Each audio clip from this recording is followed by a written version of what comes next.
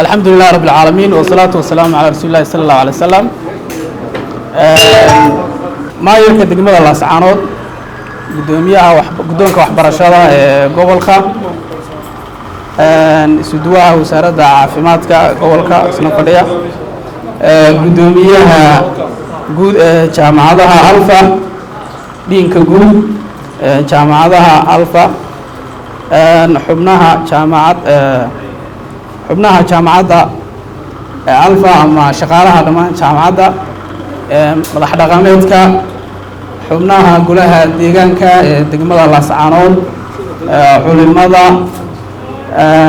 iyo dhammaan waxgaradka iyo hawldoorka gobolka ee ka soo qayb galay xafladan sidoo kale waxaan iyagana salaamayaa maamulayaasha bangiyada iyo shirkadaha gobolka waxaan dhammaantiin idinku salaamayaa assalaamu calaykum waraxmatullaahi tacaala wabarakaatu. intaa kadib waxaa sharaf weyn noo ah inaad maanta nagala soo qayb gashaan furitaanka ama daahfurka xafladda jaamacadda alfa ee magaalada Laascaanood oo aan maanta halkan kaga dhawaaqayno iyada oo maayirkuna maanta xadhigga ka jaray dhammaantiin ka soo qaybgalkiinaas aad iyo aad muhiim noogu yahay waanu idinka mahad celinaynaa inaad waqtigiinna qaaliga ahaa aad noo soo hurteen oo aad noo soo baxdeen shaqooyinkiinni sharaf weyn ayay noo tahay. intaa kadib waxaan doonayaa inaan in yaroo kooban ka idhaahdo jaamacadda alfa si guud iyo si gaar qaybta Laascaanood ama faraha Laascaanood ee maanta aynu joogno aynu furayno. markii koowaad jaamacadda alfa ama jaamacadaha alfa markii koowaad ee la aasaasay waxay ahayd sanadii 1994 waxaana lagu aasaasay waddanka Itoobiya. waa jaamacad soo jirsatay waxa ay waddanka timi sanadkii 2009 xilligaas oo laga furay qaybteedii koowaad magaalada Hargeysa oo ay xarunta weyn ay ku taalo. maanta oo aynu joogno furitaanka farcii Laascaanood waxa ay ka furan tahay ilaa 5 gobol iyo 3 degmo oo ay xaggaana ugu xigto Boorame halkana ay ugu xigto Laascaanood oo aynu maanta xadhigga ka jarayno. muddadaas waxay jaamacaddu samaysay horumar ballaaran oo sidaa aad aragtaan waqti aan badnayn ayay samaysay taas oo ay ku kasbatay aqoonta iyo tayada waxbarasho ee ay leedahay. jaamacaddu guud ahaan waxay bixisaa dhammaan waxbarashada sare dhammaan heerarkeeda dhan way bixisaa. haddaan ku soo dhawaado farca Laascaanood waxa uu bixin doonaa heerka koowaad ee waxbarashada digriga iyo sidoo kale heerka labaad ee masterta loo yaqaano.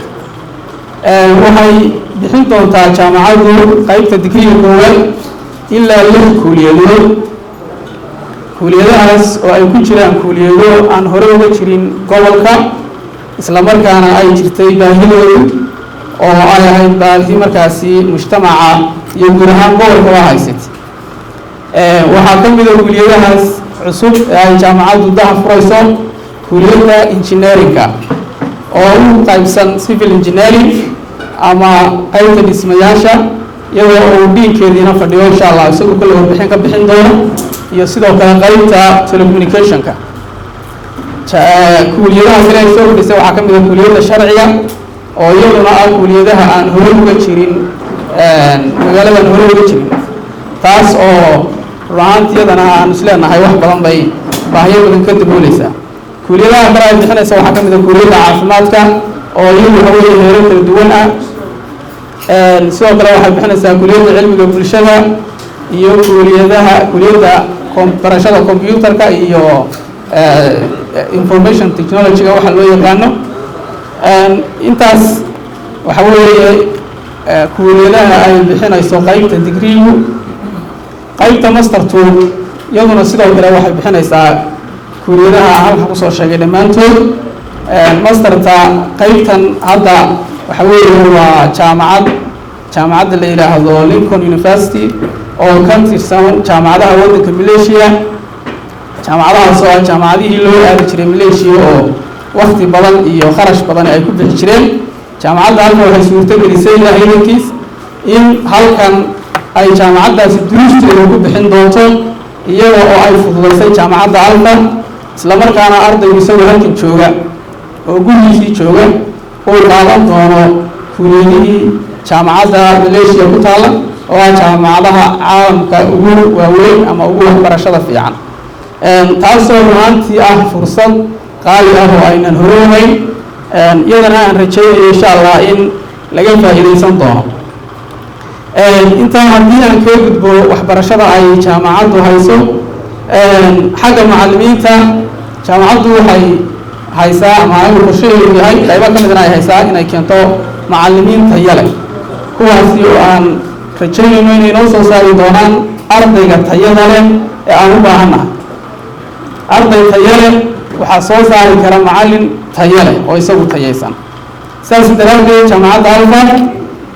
خاصة فرع على سعر المنطقة فريمو وهاي كيسا قال كم دنا كنتي معلمين أقوم درادلن يوقت ديرو خبرات كواس وإن شاء الله أن رجال وين يموت إيديسن دونان دائرتا مركز جامعة جيل دونتا بنا waxaan rabaa inaan taabto aragtida jaamacadda ee xagga ardayga jaamacado badan way jireen jaamacaduhu inay soo bartaan inkastoo ay tahay markasta waxbarashadu soo badato meesha waxbarashadu ku badato jaahilka ayaa ku yaraada ama jahliguna waxa weeye waa aabaha dhammaan mashaakilaadka jira oo dhan hase yeeshee waxyaalaha marka laga yimaado kuuliyadaha aanu kaga duwanahay jaamacadaha kale nidaamyada kale ee doonayeen inaan kaga duwanaano waxaa ka mid ah jaamacaddu ay leedahay xagga ardayga oo kale marka hore jaamacaddu waxay leedahay qayb la yiraahdo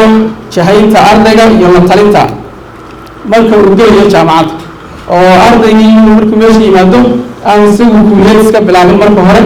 oo markuu dhexda marayaan ku adkaan laakiin waxaan u sameynaa qayb la talin ah oo ardayga la talinaysa oo eegaysa maxaan ku raahdaa xiisadihiisii dugsiga sare uu ku fiicnaa iyo dhammaan markaa meesha isagu ama waalidkii la doonaya ama xiisaynayo inay caqabad ku tahay in kale taasoo jahay ardaygii markaas in la fahansiiyo wixii uu baran lahaa intaanu garaasba gelin oo aanu dooran taas markaa waxay ka bilaabaysaa inuu ardaygii isagoo marka koowaadba garanaya waxa uu baran doono iyo mustaqbalka meesha ay ku hagayso inuu jaamacadda bilaabo inta ay jaamacadda ardaygu uu ku jiro qorshuhu waxa weeye in ardaygaas la tayeeyo waxbarasho maaragtay uu ka faa'iidi karo mustaqbalkiisana uu kaga bedeli karo bulshadana uu kaga bedeli karo in la baro xilliga uu ka baxo jaamacadda ma aha qorshahayogu in ardaygaas suuqa lagu sii daayo si gacan furan laakiin jaamacaddu waxay samayn doontaa ardayga in iyadu marka hore waxbarasho quality leh oo waxa weeye suuqeedu furan yahay baraysa haddana inay gacanta qabato oo ardayga ay la raadiso shaqo ilaa ayna meel ku ogaato ama han ka helo jaamacadda shaqo hasiisa ama meelo kaleba ha lagala doono laakiin ardaygaas inaanay jaamacadda xil ka saarnaan doonin keliya inta uu iyada dhiganayo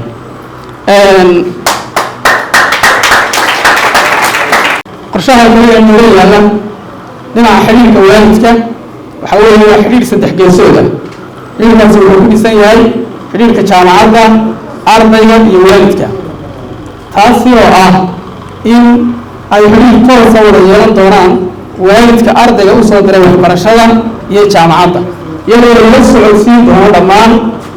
meesha ardaygaasi marayo mustawihiisa iyo horumarka xagga waxbarashada ka samaynayo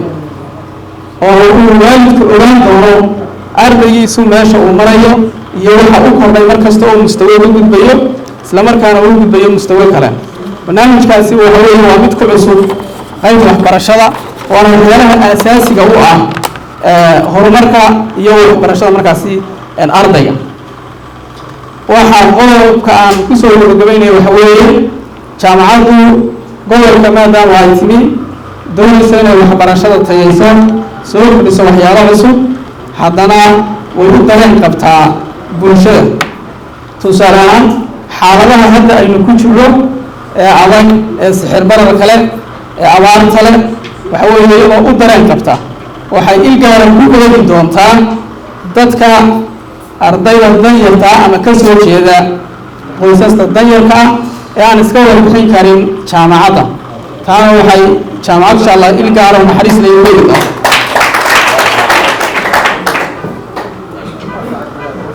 sidoo kale arrimaha iyadoo laga duulayo waxay jaamacaddu guud ahaanba hoos u dhigaysaa ama wax ka dhimaysaa inta lagu jiro xaaladaha adag qiimaha ama waxbarashada ee ardayda markaasi fiihi wax lagu baro taasna si guud ayay wax uga dhigi doontaa khaasatan inta lagu jiro xaaladahaasi adag